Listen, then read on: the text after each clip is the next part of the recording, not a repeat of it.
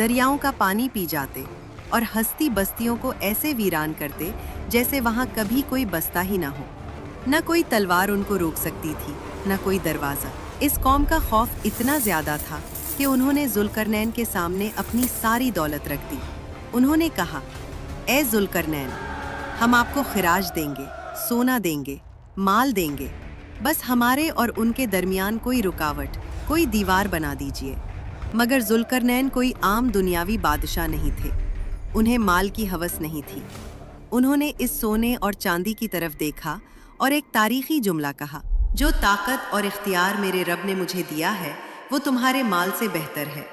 उन्होंने उनसे पैसा नहीं मांगा, उन्होंने उनसे मेन पावर यानी बाजुओं की ताकत मांगी।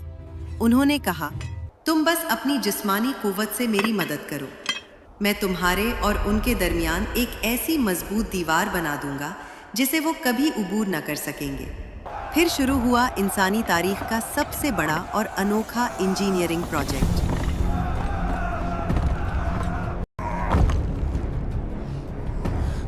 एक ऐसी दीवार जो पत्थरों से नहीं बल्कि धात से बननी थी।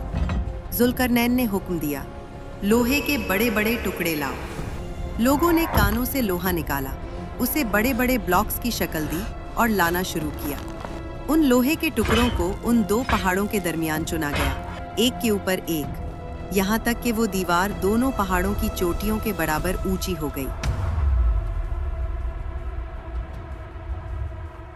लेकिन ये सिर्फ लोहे का ढेर था। इसमें मजबूती लाने के लिए उसे जोड़ना जरूरी था। जुल्करनैन ने दूसरा हुक्म दिया, आग दहकाओ। पूरी वादी एक भट्टी बन गई।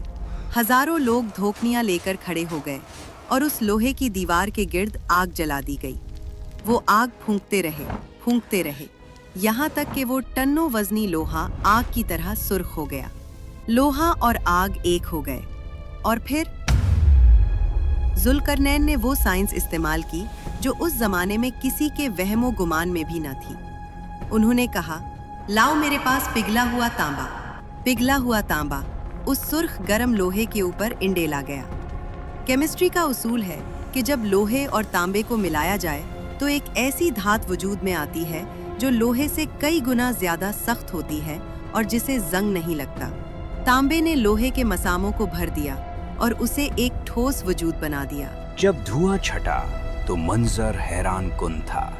दो पहाड़ों के दरमियान अब एक सद्दे आहनी खड़ी थी। ये दीवार इतनी चिकनी और फिसलुआ थी कि याजूज माजूज इस पर चढ़ नहीं सकते थे, और ये इतनी सख्त और मोटी थी कि वो उसे तोड़कर सुराख नहीं कर सकते थे।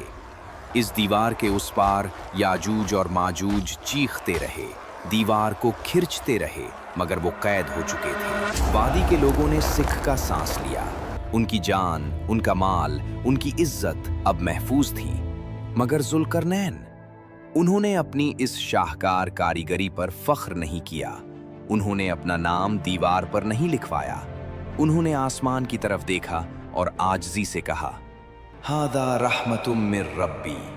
ये जो कुछ भी बना है ये मेरी ताकत नहीं, ये मेरे रब की तरफ से एक रहमत है। लेकिन किस्सा यहाँ खत्म नहीं होता। दीवार बनाते वक्त जुल्करनैन ने एक खौफनाक पेशीन गोई भी कर दी थी जो आज भी हमारे सरों पर तलवार की तरह लटक रही है। उन्होंने फरमाया, ये दीवार तब तक रहेगी जब तक मेरा रब चाहेगा, मगर जब मेरे रब के वादे का वक्त आएगा तो वो उस दीवार को रेजा रेजा करके जमीन के बराबर कर देगा।